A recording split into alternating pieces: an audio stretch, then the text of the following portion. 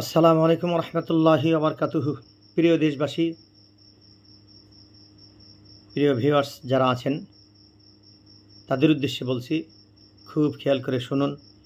আল্লাহ সুবহানাহু ওয়া তাআলার নবী, বিশ্ব নবী জনাবে মুহাম্মদ রাসূলুল্লাহ সাল্লাল্লাহু আলাইহি সাল্লাম তিনি ইরশাদ করেছেন, আল্লাহর হাবিব ইরশাদ করেছেন, যে ব্যক্তি আল্লাহর হাবিবকে স্বপ্নে দেখবে সে বাস্তবেই নবীকেই দেখবে। কারণ হাদিস শরীফ আসছে, শয়তান কোনোদিন নবীর সুরত ধরতে পারে না, শয়তান কোনোদিন নবীর আকৃতি ধারণ করতে পারে না। বিশ্বনবী সাল্লাল্লাহু আলাইহি সাল্লামকে কেউ যদি স্বপ্নে দেখেন তাহলে আপনি নবীকেই দেখবেন। আর যে ব্যক্তি নবীকে দেখবেন, আশা করা যায় আল্লাহ পাক ঈমানরত অবস্থায় ইন্তেকাল করলে অবশ্যই আল্লাহর জান্নাতের মেহমান হয়ে যাবেন। তাহলে আসুন, কোন কাজ করলে আল্লাহর হাবিবকে স্বপ্নযুগে নবীর দিদার নসিব হবে আপনি কি জানতে চান? তাহলে অবশ্যই আমার এই গনিরাজ টিভি চ্যানেলটি অবশ্যই সাবস্ক্রাইব করেন এবং করে রাখুন, এবং মাঝে মধ্যেই এবং ইসলামী এই সমস্ত আলোচনাগুলো অবশ্যই আপনি এখানে পাবেন ধারাবাহিকভাবে। মেহেরবানি করে আমার এই চ্যানেলটা আপনারা সাবস্ক্রাইব করে রাখুন এবং মাঝে মাঝে সেখানে দৃষ্টি দিবেন, ইনশাল্লাহ পেয়ে যাবেন। আসুন তাহলে আমরা সকলেই জানি কোন কাজে কি করলে বিশ্বনবীর দিদারে ধন্য হওয়া যাবে, স্বপ্নযুগে নবীর সাক্ষাৎ পাওয়া যাবে, কোন কাজ করলে। তাহলে আসুন কোরআন হাদিস থেকে জেনে নেই এবং বিশ্বনবীর স্বপ্নযুগে নবীর দিদারে ধন্য হয়ে জান্নাতি হয়ে যায়। আল্লাহ তৌফিক দান করুন। সম্মানিত উপস্থিতি, হযরত উলামায়ে কেরাম, সম্মানিত সুধী সমাজ, সম্মানিত বন্ধুরা, দেশি বিদেশি যারা আছেন, প্রত্যেকের উদ্দেশ্যে বলছি, আমলটি অত্যন্ত গুরুত্বপূর্ণ আমল। আপনি যদি করতে পারেন অবশ্যই বিশ্বনবীর দিদারে স্বপ্নযুগে দিদারে ধন্য হয়ে যাবেন। তাহলে আসুন, আল্লাহর হাবিব হাদিস শরীফ আসছে, বিশ্বনবী সাল্লাল্লাহু আলাইহি সাল্লামকে স্বপ্নে দেখার তাবির হচ্ছে, কোনো ব্যক্তি যদি প্রতি বৃহস্পতিবার দিবাগত রজনীতে সূরা কাউসারটি 1000 বার তেলাওয়াত করেন, সেই সাথে দরুদ শরীফ যদি 1000 বার তেলাওয়াত করে ঘুমিয়ে যান, তাহলে একদিন না একদিন স্বপ্নযুগে বিশ্বনবী সাল্লাল্লাহু আলাইহি সাল্লামের দিদার আপনার নসিব হয়ে যাবে। সুবহানাল্লাহ, সুবহানাল্লাহ। আল্লাহ তাবারক তাআলা আপনি বিশ্বনবী স্বপ্নযুগে সাক্ষাৎ করাবেন।